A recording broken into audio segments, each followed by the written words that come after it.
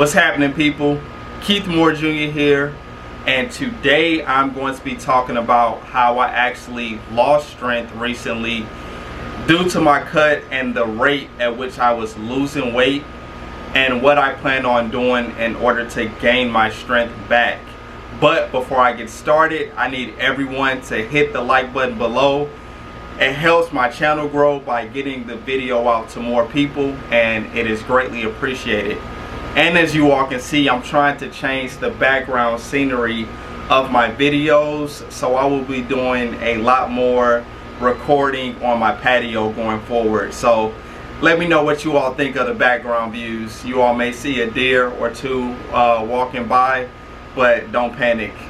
So let's get right into it. So I have been doing intermittent fasting during this cut, and as of a couple of days ago, I did my annual physical that I do for work, and I was 167 pounds. So my whole thing with this cut was, try not to focus so much on the scale, but get to a point of where I'm happy with my physique and I'm looking lean. Not necessarily like stage lean or anything, but beach lean is what I like to call it. Where you go to the beach, take your shirt off, got your abs showing, things like that. So nothing like 5% body fat or anything crazy like that, but respectably lean. So but I got to a point where I was just focused on the weight on the scale and just making sure that I was just losing weight, just so I could show how fast I was losing the weight or whatever. Now I did still actually retain a lot of muscle in this process, but as I mentioned earlier, my strength did take a huge hit. So in a recent video that I posted about transitioning over to total body training, I talked about doing concurrent training versus linear periodization, and I think the concurrent training will actually help me to focus on building my strength while also being able to perform hypertrophy and endurance type of workouts, not having to do a month of hypertrophy and then a month of strength and then a month of endurance. I can actually combine those with concurrent training. So concurrent training is actually how I plan on building my strength back up. Now, I will never be the strongest dude in the gym or be able to lift the most weight. So it's not about an ego thing, but knowing, what I'm capable of lifting, what I've been able to lift in the past, I kind of use that to measure myself. So for example, I'm going to show you all the total body workout I did today after I finished talking, by the way. But for example, I had 245 on the bench press today, and I was doing low rep. Not the bench press, sorry. 245 on the squat today, and I was doing low reps, and 245 actually felt heavy to me on the squat, and I'm like, this is completely unacceptable. But these type of things do happen, and it's just a matter of fixing it and trying to avoid it in the future.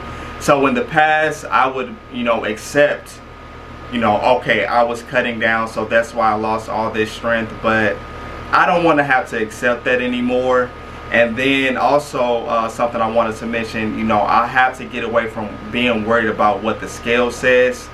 No, I'm not going to balloon back up to 189 or 190 pounds, but I am going to incorporate more foods. So I'll be increasing my calories some, but I'll still be doing an eating window for intermittent fasting.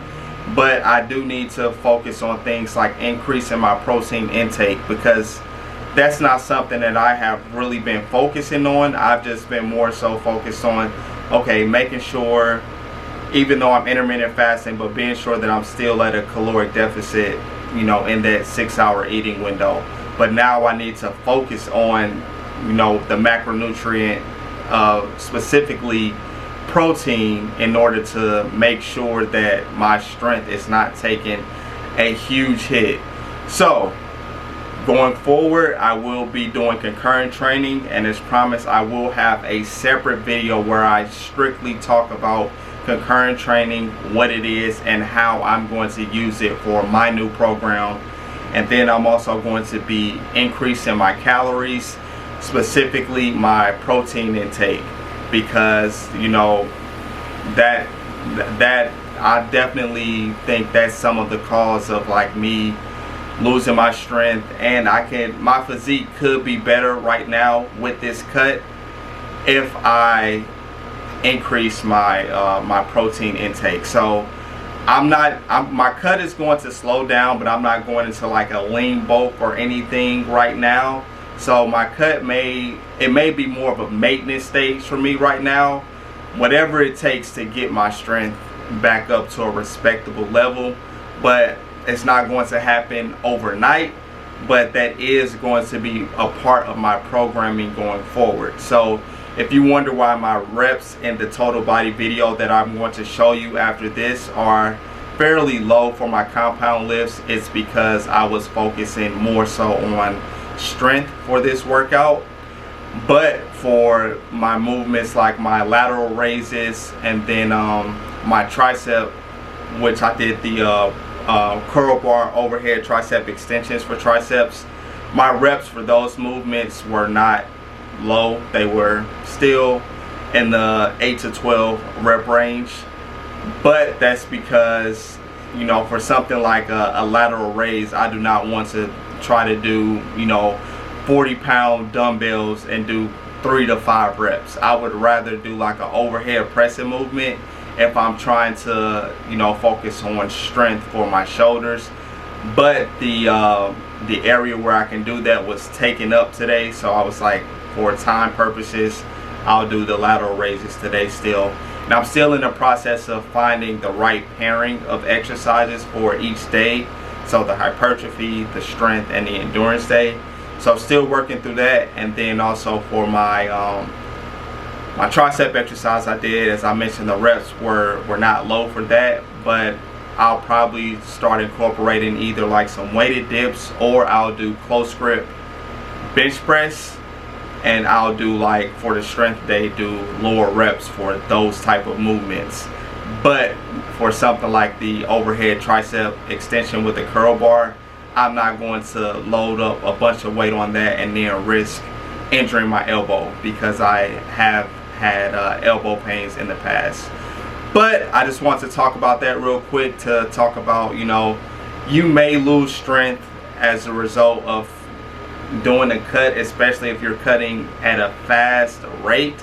But it's important to know that that does not have to be the case, and to, you know, get that in check as fast as possible, even if it means that, okay, I'm going to have to either stop this cut or slow it down, because as I mentioned, I'm more concerned with my appearance than I am what the scale says. Like if I'm happy at 167 pounds, or if I'm happy with my physique at 172 pounds, then that's fine. You know, I'll stay at those weights. But, you know, I'm not going to say, okay, well, I was 167 earlier this week, I want to get down to 165, so my strength is just going to have to wait to go back up until I see 165 on the scale. No, we're not going to do that. So I think I did enough talking.